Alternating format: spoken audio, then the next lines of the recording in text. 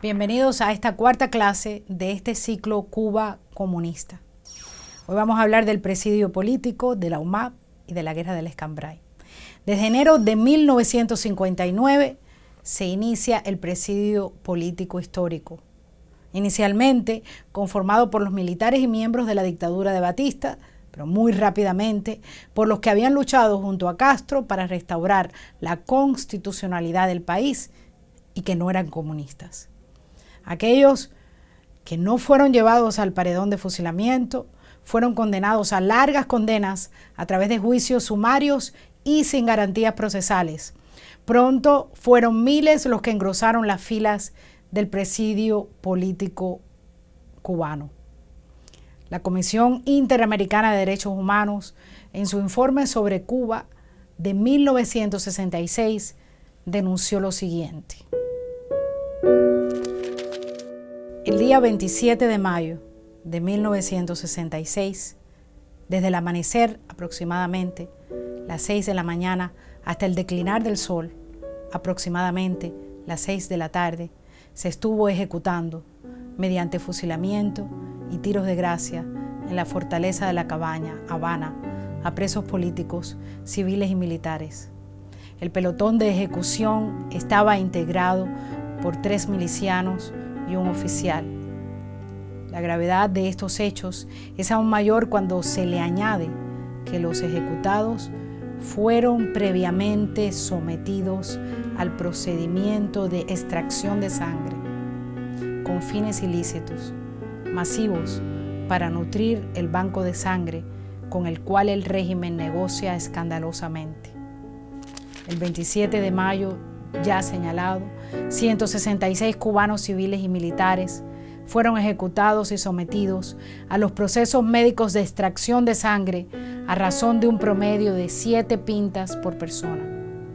Esta sangre es objeto de venta al Vietnam comunista a razón de $50 por pinta, con el doble objetivo de proveerse de divisas, dólares, y contribuir al esfuerzo de la agresión comunista del Vietcong. Una pinta de sangre equivale aproximadamente a medio litro. La extracción de 7 pintas al condenado de muerte equivale a 3,5 litros que le producen al ser humano anemia cerebral y estado de inconsciencia y parálisis. Una vez que le ha sido extraída la sangre, es conducido por 2 milicianos integrantes del pelotón de ejecución en camilla al lugar de la ejecución, donde es ultimado a tiros. En la fortaleza de La Cabaña se ha organizado una dependencia médica constituida por hematólogos cubanos y soviéticos, los cuales tienen a su cargo estos procesos médicos, experimentos científicos con la sangre y un personal subalterno adiestrado y de confianza que colabora en estos procesos médicos. Solamente citamos como antecedente que los rusos operan en La Habana, en El Vedado, en la calle 13, esquina 8, antigua cooperativa de médicos, un banco de sangre cuyo personal clínico médico es soviético. Ese mismo día de la ejecución de 166 cubanos, y de modo paulatino y continuado, fueron conducidos en un camión que cargaba aproximadamente 25 cadáveres al lugar de enterramiento en las afueras de la ciudad de Marianao, que es un municipio limítrofe con La Habana. Se calcula que el mismo camión fue utilizado y que completó su macabra tarea en 7 viajes. Este enterramiento o cementerio privado del régimen Castro comunista permanece ignorado por el pueblo cubano. Fueron enterrados en una zanja colectivamente. La motivación de estos fusilamientos masivos del día 27 de mayo no es solo una serie de actos perversos, criminales, lucrativos, se vende la sangre de los cubanos ejecutados, sino que van encaminados a la destrucción de los más significativos oponentes del régimen, ya sean civiles o militares, presos por su lucha contra el régimen Castro comunista. Las fortalezas coloniales de El Príncipe y La Cabaña fueron inicialmente las cárceles más pobladas, además de la prisión de Boniato en Santiago de Cuba. El presidio modelo de la Isla de Pinos, Una prisión inicialmente construida en tiempos de Machado se convirtió en una prisión exclusiva para miles de presos políticos durante la década del 60. Las circulares, que así se llamaban a los edificios por su forma circular, fueron llenándose de antiguos revolucionarios, estudiantes, periodistas, empresarios, artistas, obreros y campesinos, los cuales fueron obligados a trabajar de forma forzada en lo que se conoció como el Plan Camilo Cienfuegos. En su libro Rehenes de Castro, el poeta Ernesto Díaz Rodríguez, quien estuvo más de 20 años en las prisiones castristas, lo recuerda de esta manera. Cada mañana, poco antes del alba, los condenados eran llamados a formar a sus respectivas brigadas de trabajo. A partir de ese momento, ya nadie podía tener seguridad de que regresaría con vida, ya de noche, al concluir la agotadora jornada. Los prisioneros debían soportar severas condiciones de trabajo, golpizas brutales y asesinatos. Continúa Díaz Rodríguez en su libro. Raro era el día que los camiones no regresaban al anochecer con decenas de heridos, muchos de gravedad y alguna que otra vez un muerto. Fin de la cita. Un testimonio similar fue ofrecido en una carta que un grupo de prisioneros cubanos hizo llegar en diciembre de 1969 a la Comisión Interamericana de Derechos Humanos de la OEA. Y la carta decía: durante el plan de trabajo, los custodios llegaban con sus machetes hasta donde trabajábamos, golpeando e hiriendo a diestra y siniestra.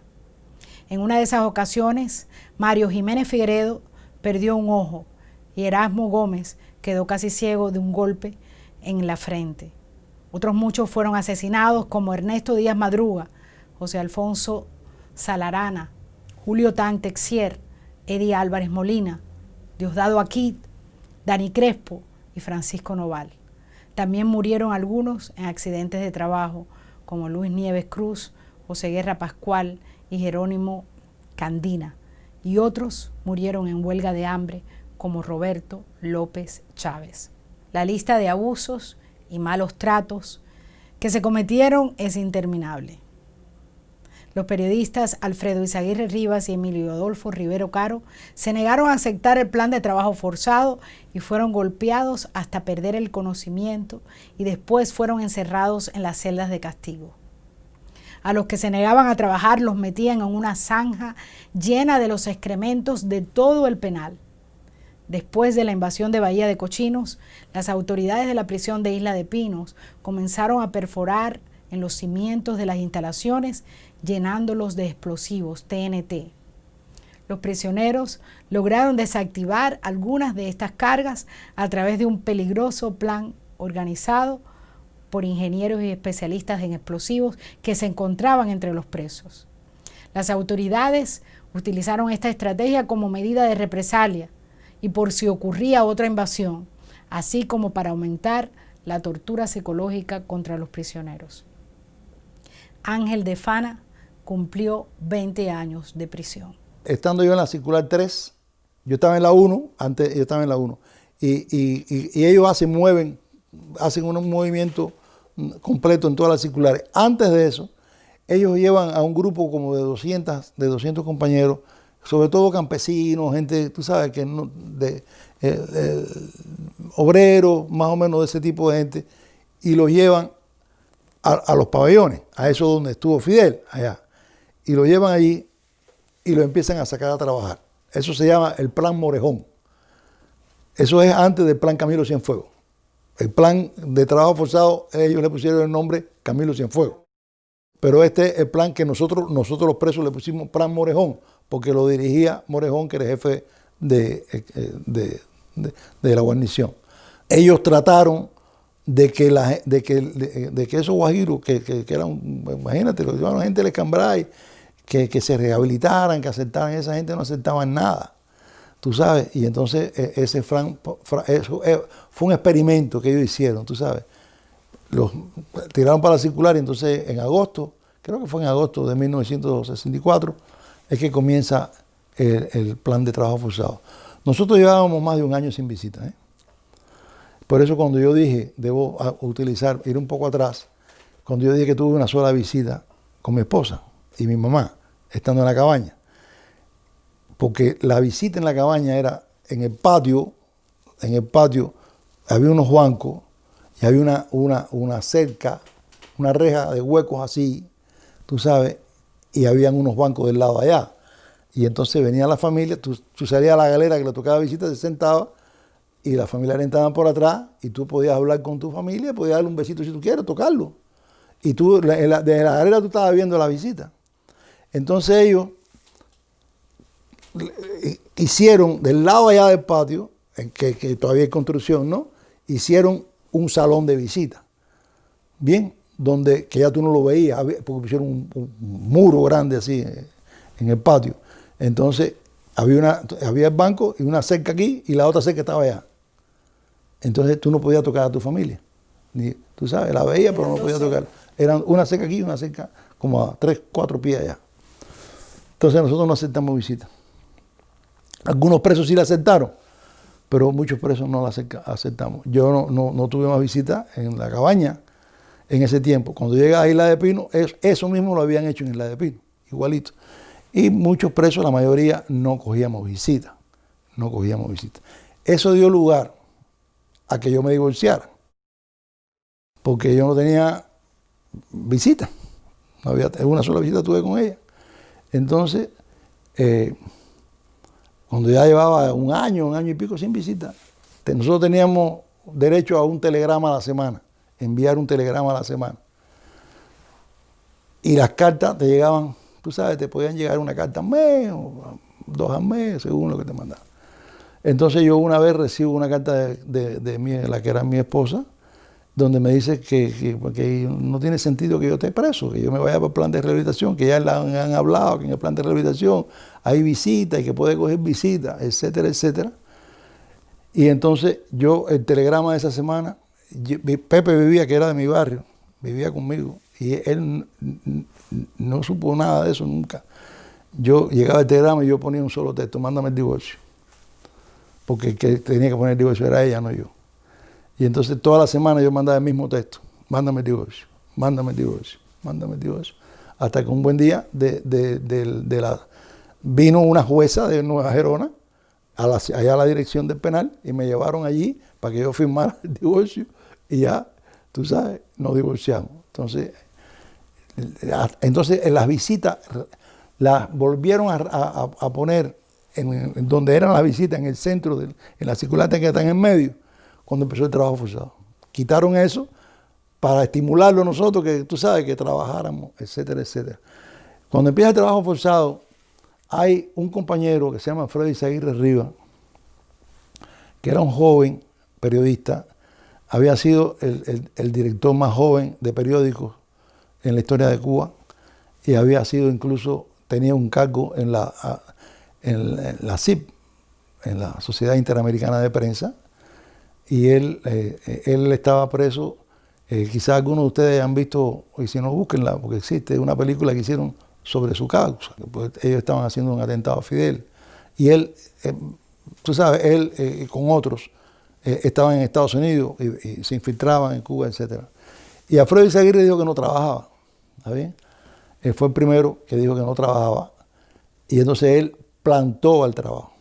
En el idioma de los presos era plantar al trabajo. Y a él lo llevaron para la celda de castigo. Al día siguiente, Emilio Adolfo Rivero Caro, que nosotros le decíamos el viejuco, plantó también al trabajo. Y se lo llevaron para la celda de castigo. Ahí era todos los días, a golpes, para que trabajaran, y no trabajaron nunca. ¿Está bien? Y con el tiempo después, Onirio Nerín Sánchez también plantó, fue el tercero, tú sabes, que había sido también oficial del Ejército Rebelde, capitán.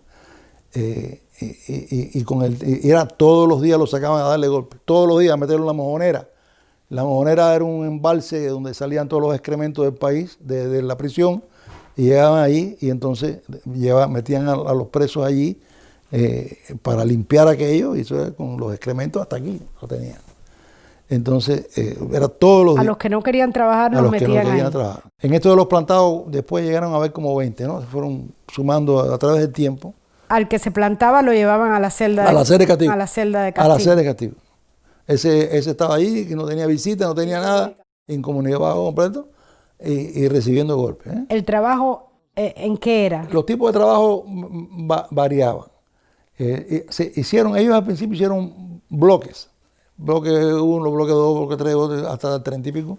Y que tenían 4 brigadas, nosotros le decíamos cuadrillas, que tenían 50 más o menos, cada bloque tenía como 200 presos.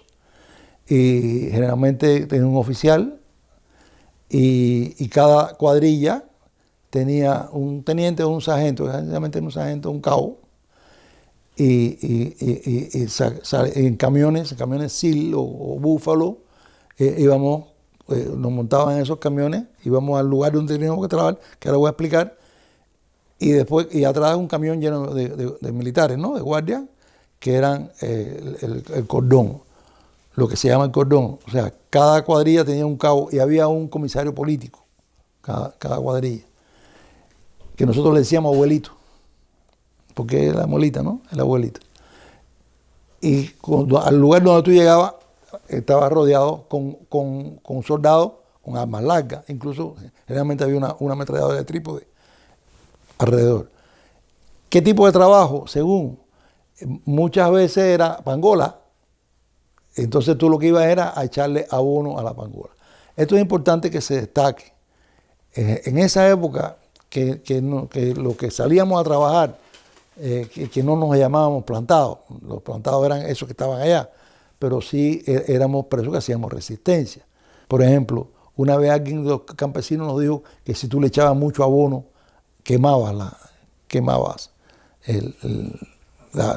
que le echabas. Y entonces, pues, hasta que un día ellos descubrieron, ¿no? Pero echábamos mucho abono para quemar. Entonces, en otros casos, pues, echábamos muy poco abono. Y era a pasito de jicotea. Los golpes eran tremendos, o sea, era constantemente los golpes arriba de la gente para que trabajara y tú no ibas.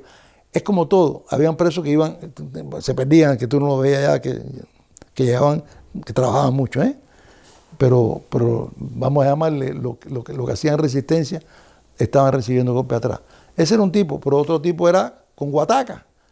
En Isla de Pino hay muchas matas de toronja, de limones y cosas de esas, cítricos, y entonces te ponían a limpiarlo con la guataca. Generalmente lo que hacíamos nosotros, lo que hacíamos resistencia, es que el guardia te tenía que estar mirando para tú trabajar. Si el guardia no te miraba, tú no trabajabas. O sea, si tú tenías que trabajar, por ejemplo, yo soy de la ciudad, yo no sé dar machete, y cuando me podían dar machete, eso era, tú sabes, era así. Entonces, había ocasiones donde había gente que sí sabían y que no tenían esa posición, tengo que decirlo, porque es la verdad de alta resistencia, y venían y te ayudaban, tú sabes, para que tú no te buscaras problemas. Ahora, si tú te buscabas problemas, ¿qué pasaba? Te daban 4 leñazos y te podían matar, o sea, hay varios que mataron, varios asesinados en el campo de trabajo, como Julio Tan. Julio Tan Texier. Julio Tan Texier, que era de mi movimiento, amigo mío, tuvimos cooperativa juntos. Yo me acuerdo que a él estábamos en la misma circular. Armando Valladares cumplió 22 años de prisión y Ana Lázara Rodríguez 19 años de prisión. Que toda la violencia que yo relato en mi libro, todas las denuncias sobre torturas en las cárceles, campos de trabajo forzados, todo eso tenía un objetivo: que el prisionero aceptara la rehabilitación política. ¿Qué significaba la rehabilitación política? Bueno, pues significaba que yo tenía que llenar un papel donde decía que toda mi vida anterior había sido un error, que todos los valores en los que yo creía eran valores falsos, y este era para mí muy importante, que Dios no existía porque Dios era una idea oscurantista del pasado. La causa de Cuba tiene muchos muertos, mucho dolor, mucho sacrificio, y a la larga va a dar fruto. No lo vamos a ver, ni tú, ni yo, pero va a dar fruto. Durante la década del 60, el número de presos políticos rebasaba los 10.000. Solamente en Isla de Pinos, entre 1959 y marzo de 1968, año en el que fue cerrada, hubo 15.000 500 prisioneros políticos. En noviembre de 1965 se crean las unidades militares de apoyo a la producción, campos de trabajo forzado donde fueron llevados los jóvenes desafectos del régimen, religiosos, católicos, testigos de Jehová, adventistas del séptimo día, homosexuales. Tenía como propósito la reeducación. Se calcula que unos 25.000 cubanos pasaron por estos campos de concentración. Vamos a compartir con ustedes el testimonio de Silvio Mancha, católico comprometido que tuvo que sufrir en la UMAP. Una de las cosas que a mí me ha producido siempre bastante orgullo y un orgullo raro es que nosotros los cubanos, con todo el chauvinismo que hay en esta expresión, no valoramos el sufrimiento que padecemos. Tú te encuentras que en la cárcel regular, en la cárcel de presidio político, un cualquiera te dice, no, yo estuve nada más que 12 años preso. Sí, ¿verdad? Y otro dice, no, yo 8 años, no, yo 16. No, oye, y en la causa mía nada más que fusilaron 4. Es increíble, cuando ni el de 8 años tenía que estar 6 meses preso. Eso es algo que yo creo que nosotros debe producirnos algún orgullo. Y hoy mismo aquí se han visto relatos cómicos de cosas que eran momentos de sufrimiento. Y estábamos en la UMAT, como han estado el presidio político y otra cosa, y le sacábamos lasca al dolor, porque es que tampoco podemos permitir que el que nos quiera hacer sufrir lo logre. La obligación del oprimido es no dejarse oprimir. Y yo creo que dentro de la UMAT se demostró eso, y igual que se ha demostrado en la cárcel del presidio político histórico cubano. Y se demuestra hoy en día en Cuba. Quizás con otros niveles porque estamos viviendo otras circunstancias, pero también se demuestra hoy en Cuba. Yo recuerdo, para hablar un poco de mí, porque todo el mundo fue a hablar un poco de experiencias personales, a mí me estuvieron llamando varias veces a una cita del servicio militar obligatorio, supuestamente, y en la tercera o la cuarta me dieron un papel y me dijeron, preséntate tal día en tal lugar. Eso era en Limonar, pueblo de la provincia de Matanza. De ahí nos recogieron, nos llevaron al campo militar que está a la entrada de Matanza. Y como esta gente tiene tanta afición, que por cierto, un poco cuestionable, nos mandaron a quitar la ropa, ¿no? Y estábamos todo el mundo casi en cuero en un pasillo larguísimo allí. Dice que para registro, no sé qué cosa, control médico. El control médico es abre la boca, echa para adelante. Y eso era todo, pero era solamente el hecho de tenerlo medio en cuero un día casi completo allí. Yo salí de mi casa al amanecer y yo vine a comer algo al segundo día, que fue un puñado de azúcar que nos dieron en un campo de trabajo en el sur de Ciego de Ávila, por allá por una zona que se llama el Central Paraguay, el campamento se llamaba Purificación. No sé a quién querían purificar ahí, porque los que había que purificar eran ellos, que eran bastante diabólicos. Uno de los ejemplos que yo quisiera poner es que, por ejemplo, valga la redundancia, cuando al principio salíamos en aquellas cordilleras de presos, por los terraplenes aquellos, los campesinos de aquella zona, cuando venían de frente a nosotros, se iban separando lo más posible y caminaban pegados a la caña con tal de no aproximarse a nosotros, que íbamos custodiados con una gente con fusiles. Ahora, después con el tiempo nos enteramos. ¿Qué es lo que había pasado? Bueno, habían hecho un trabajo de ablandamiento en los batallas aquellos, diciendo que no se pusieran en contacto con ninguno de esa gente, porque lo que viene de La Habana, y yo no era de La Habana, ¿no? Pero lo que viene de La Habana es la lacra social. Son violadores, son ladrones, son homosexuales, que considerando lo que dice, en aquella época, y vamos a ser sinceros, en el 1966 en Cuba, pues, tenía su connotación que hoy en día uno, quizás porque la mente está más abierta, pues es distinto. Hoy en día es más respetuoso ese tema. Pero en aquel momento no era así.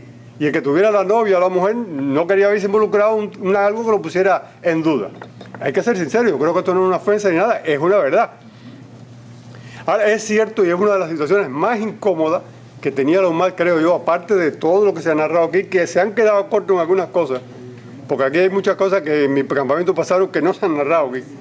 Vamos, como amarrar a alguien porque era un testigo de Jehová y meterlo un día casi completo amarrado a la cerca, ahí, sin camisa. O poner a abrir un hueco a un tipo y después que lo abría completo decía, ahora vuelve a taparlo. Y se metían así. O cuando dejaban sin comer a la gente, sobre todo los testigos de Jehová, porque es verdad, porque no les daba la gana de hacer guardias, porque no querían ponerse el cinto del uniforme. Y la única forma tenían de comer a esa gente cuando nosotros les brindábamos algo por la noche, un pedazo de pan o lo que hubiera. Mi experiencia no es superior a la de otros, es igual a la de muchos y menor a la de otros muchos, como en el caso de Leguá, que murió, y en el caso de otros que hay gente que se vi cortarse los dedos por conseguir un pase para ir a ver a su familia. Y otra cosa que sí también quisiera recordar en este minuto que me queda, es que en la zona que yo padecí ese asunto, yo estuve allí como en 4 o 5 campamentos, es que la gente de la ciudad, Ciego de Ávila, Jatibonico y todo, eran solidarios con nosotros. Los miembros del ejército que estaban allí custodiándonos, cuando iban a salir de pase, nos pedían o la gorra o la camisa gris, porque si iban vestidos de verde no había chiquilla que se le acercara. Sí, eso era así. Si iba con el uniforme lo más, enseguida había alguien que lo invitaba a su casa a que se bañaran, a que comieran, a lo que sea. Entre 1959 y 1965 surgió una rebelión de campesinos y luchadores anticomunistas contra la imposición del totalitarismo en Cuba. Los campesinos primero se opusieron a la sonada reforma agraria, pues con ella perdían la propiedad de sus tierras y eran obligados a unirse a cooperativas organizadas por el gobierno. Los campesinos de las montañas del Escambray, en el centro de la isla, no estaban dispuestos a perder su independencia y su autonomía. Asimismo, un número de campesinos y activistas que habían luchado contra Batista no estaban de acuerdo con la ideología comunista y sumaron esfuerzos con los campesinos. Agapito Rivera fue uno de estos campesinos que se alzó en las montañas del Escambray. En mi casa nadie fue político nunca. Pude observar el triunfo de la revolución como se iba desarrollando todo. Mientras unos sufrían por lo que estaba sucediendo, otros pues estaban celebrando aquel triunfo. Después ya veo el camino que va tomando la revolución y yo en ese momento me doy cuenta por las intervenciones que están haciendo. ¿Qué son las intervenciones? Por ejemplo, hay que quitarte la finca, quitarte los ganados. En mi casa, mi familia, sí, siempre hubo caballo, hubo vaca cordeñal, pero nosotros siempre fuimos cortadores de caña, guataqueadores, lo que es la vida del campo yo sé hacer de todo. Inclusive yo en ese momento era analfabeto, nosotros no fuimos a la escuela. Yo tenía ya 6 o 8 recesitas y ya uno se va dando cuenta de que cuando el que tiene se lo están quitando injustamente, ¿cuál es mi futuro? Te quitan la finca o te quitan la bodega, te hacen al que a ellos les parece, te buscan cualquier tipo de injusticia, de causa para enredarte, pero es con el fin de quitarte lo que tú tienes. Ya ahí entre nosotros mismos, los hermanos y los primos, empezamos a conspirar. Entonces ya estábamos haciendo algunos sabotajes, habíamos hecho distintas cuestiones. Cuando se alza también entonces... ¿Qué cosa es estar alzado? Irnos a la manigua, irnos al monte. Como no era el sistema que había, Castro no dejó de que hubiera elecciones o cómo quitarlo del poder, pues no hay otra opción que ir al monte, porque ellos no dejaron otra opción. ¿Y usted se va al monte en octubre del 60? Ya, el día 2 de octubre de 1960. Pero no yo, ahí fuimos, yo fui con 2 hermanos más. Y otros primos míos también. Por ejemplo, voy a dar todos los nombres. Esa noche nos alzamos Leocadio Rivera Milián, Venancio Rivera Milián, Gumercindo Rivera Milián, Gabriel Rivera Horta, Nelson Rivera Rodríguez, Juan Manuel Rivera Pérez, Emilio Rivera Pérez, Francisco Rivera Milián, Estanislao Rivera Milián y yo, Agapito Rivera Milián. En los primeros movimientos, en el momento de la milicia, nos alistamos en la milicia para aprender a lo que era manejo de armas, porque nosotros no conocíamos nada absolutamente de armas. El régimen les puso a ustedes, a esa lucha, les puso lucha contra bandidos. Decía que ustedes eran bandidos, que lo que hacían era robarle a los campesinos y matarlos. Lo que ellos dicen es eso.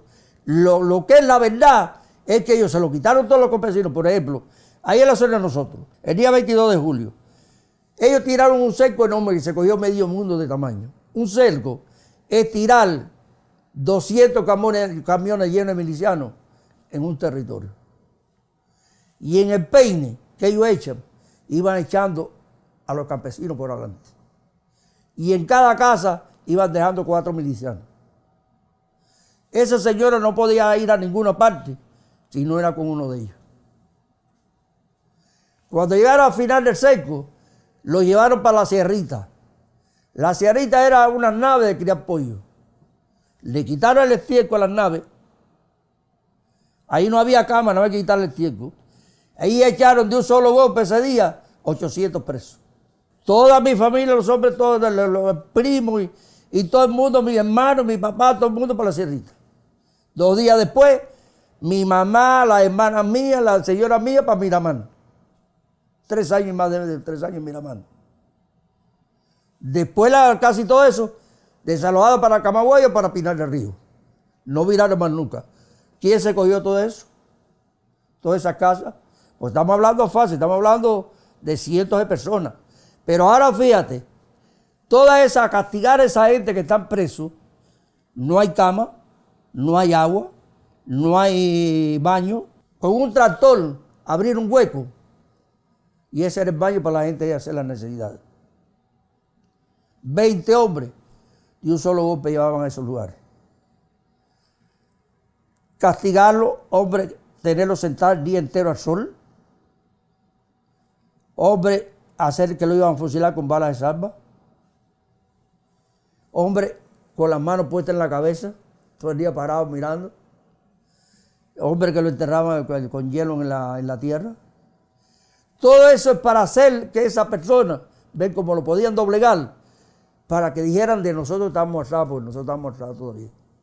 Esa es supuestamente la colaboración de nosotros, lo que nos dan la comida, lo que nos dan los recados. Que ellos estimaban, podía ser que de lo que ellos recogieron, hubieran 100 que nunca habían visto un atrasado ni se habían metido nada. Pero ellos saben que dentro de la mayoría, al tú recoger una cantidad de personas que ya no están con el gobierno, que no están chivateando, porque ellos te obligaban a ser miliciano, te obligaban a chivatear, te obligaban a coger un fusil e ir a combatirnos. Si tú no hacías todo eso en los campos y estabas chivateando, ya tú eras un opositor. Entonces, hacer tú un opositor, te recogí preso, te llevo para allá, te castigo, te hago otomía. Entonces, después, una cantidad los condenaron a 20, a 10, a 5, a 2 años. Una cantidad desalojaron para Camagüey y Pinar del Río y otra cantidad 90 días, 3 meses en una granja. Después de pasar todo ese proceso, no quiere saber de lo que es un atraso. Pero dentro de eso hubo personas que empiezan a hablar y ahí empiezan a hacer la cadena y así como nosotros empezamos a caer y empiezan a acabar con nosotros. La alfabetización no era más nada prácticamente en esa época que ir a meter muchachería sana que no saben lo que es un campo, los mandaban de la ciudad. Acá hace fulano de Mengaro y Peraceo y no era nada más que para tener una persona de chivato en la casa tuya. Hay un caso que fuera a buscar el que iban a buscar era el dueño de la casa, que habían matado, habían chivateado, habían matado unos cuantos atrados. Y el muchacho se encaprichó que él había que matarlo. Yo creo que el Conrado Benítez. ¿Pero qué se iba a llevar? El Conrado Benítez no tenía nada que ver en eso. Y que fuera a buscar era el dueño de la casa. Y él dijo, no, a mí no lo puedes matar, yo estoy aquí, hay que matarme. Y tuvieron que matarlo. O sea, ustedes no iban a matar gente a la ciudad. Absolutamente para nada. Eso es un puro cuento. Los que mataron y acabaron con nosotros eran ellos. Entonces, tienen la propaganda. ¿Cuál es la ley que había? Los tribunales. ¿Tribunal de qué cosa? Tribunal del gobierno. Mi hermano y mi primo y eso, ninguno que fusilaron fueron un tribunal. Eso era juicio sumarísimo del mismo G2. Lo sacaban, por ejemplo, ya tú estás preso, lleva 20 días preso, un mes. Ellos se reúnen allá y tenían un jurídico, que era creo que Juan Riquelme, creo que era, en Santa Clara. Ellos se reúnen que el jefe de los mismos G2 dice, no, fulano condenado a pena de muerte. Tú estás metido en una celda trancada allá, mañana lo vamos a fusilar. ¿Tú no lo sabías? ¿Tu No, familia para no lo nada. sabía? Nadie lo sabía. Nadie lo sabía, absolutamente nada. Tú perdiste 2 hermanos y 9 primos, primo hermanos tuyos. Cuéntanos en qué circunstancias. Hay una parte que cayó en combate. Francisco Rivera Milián, Leocadio Rivera Milián, Gumercindo Rivera Milián, Gabriel Rivera Horta y Emilio Rivera Pérez. muere fusilado Venancio Rivera Milián, Estanislao Rivera Milián, Juan Manuel Rivera Pérez, Nelson Rivera Rodríguez. Este no era alzado, era de la causa del 30 de agosto. El único que no era alzado, que es Fernando Rivera Linares. Yo caí presa porque yo iba a operar una estación de radio pequeña en el Escambray. Yo caí el 19 de septiembre del año 60. O sea, que usted se incorpora a la conspiración contra el castrismo. Contra el castrismo, exactamente. Antes no simpaticé nunca y después lo combatí hasta la muerte. Entonces usted decide unirse a la conspiración y se traslada al Escambray. Yo no podía operar mucho en La Habana porque era muy conocida. Entonces me trasladé para Cienfuegos y para Santa Clara. Ahí hice contactos y iba a llevar una pequeña estación de radio a operar allá arriba. En la montaña del Escambray. En la montaña del Escambray. Pero, ¿qué pasó? Me cogieron a mí y a 12 más. Y yendo para la loma, para allá, para el Escambray. Y murió en acción el Orlando Blanco. Y nosotros íbamos a formar un frente, a unir los frentes del Escambray, que iba a ir Plinio Prieto, Silencio Guas, que ya estaba, Porfirio Ramírez, que ya estaba, y Ángel del Sol, que fue el último, y Palomino, que era del gobierno pasado, pero que se incorporó también. ¿A usted la incluyen en la causa de Plinio Prieto? Yo soy de la causa de Plinio Prieto. Fui la primera mujer en el año 60 que iba a subir al Escambray, pero me cogieron con la planta de radio y con 12 hombres más, para unirnos con Plinio Prieto, que venía para unirse todos a formar un solo frente en el Escambray. Una madrugada, mejor dicho, me bajaron al bosque de ahí del Tope de Collante, que son matorrales y todo, y tenían un hueco ya acabado, y me pusieron delante del hueco, yo sin zapatos, sin nada, me dispararon con balas de salva, como si me fueran a fusilar. Yo que sabía si eran balas verdaderas o balas de salva. Y de ahí, como vieron que no pudieron, arrastrada me llevaron para el sanatorio de Tope de Collante, que entonces lo habían convertido en un cuartel. A ver, a usted o sea, hacen un simulacro de fusilamiento, sí, para que usted trate para ablandarla, para que usted para hable. que hablara. Pero, ¿y qué es lo que ellos querían saber? Todo. Pero como yo no hablé, y después que me llevaron para el Tope de Collante, me subieron a la azotea de ahí, a los últimos pisos, y mi cabeza la pusieron para abajo, como si me fueran a tirar. Tampoco hablé.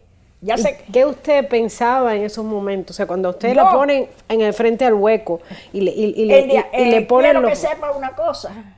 Yo era una persona que llevaba una vida muy, muy sana, me gustaba el baile, la fiesta y todo, pero me volví una fiera, quiero decirle, que en vez de ponerme blandita así, me dio por insultarlos más. Eso fue, vaya, horrible. Entonces me volvieron a llevar para Topes de Collante. O sea, abajo está el bosque y los arbustos y todo, donde me hicieron las cosas. Entonces me llevaron otra vez para Topes de Collante, para el último piso antes de la azotea, donde me encaramaron a mí, me asomaron la cabeza para abajo. Ahí estuve yo, presa. Y de ahí, cuando tuvieron un altercado, me encaramaron a mí en una camilla, y ahí sí verdad que cuando me encaramaron en la camilla, me inyectaron, y yo no, una cosa que yo perdí, cuando yo desperté, tenía al lado 2 cadáveres. Uno era el de mi amigo Orlando Blanco, y el otro no lo reconocí nunca, no sé. ¿Y dónde es que usted despierta? Despierto en una habitación, un calabozo, una habitación que ellos tenían preparada, y arriba de una camilla. Entonces parece que me inyectaron algo, porque yo perdí la noción. Cuando yo vine a despertar de ahí, yo vi los 2 cadáveres. El de Orlando, que lo reconocí, pero el otro no lo conocí nunca. Al terminar la década del 60, el saldo para la República de Cuba era terrible. Miles de fusilados, más de 10.000 prisioneros políticos, la economía comenzaba a dar ya claros indicios de crisis porque la productividad del país había sucumbido ante la confiscación y despojo de las empresas privadas y la creciente ineficiencia del Estado como administrador del país. Con Cuba habían roto relaciones diplomáticas Estados Unidos y la mayoría de los países de América Latina.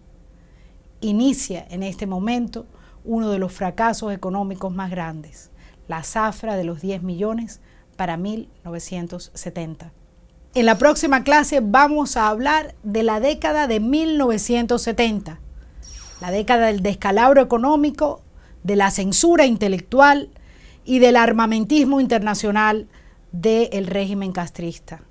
Además, es la década en la que se funda el Comité Cubano Pro Derechos Humanos.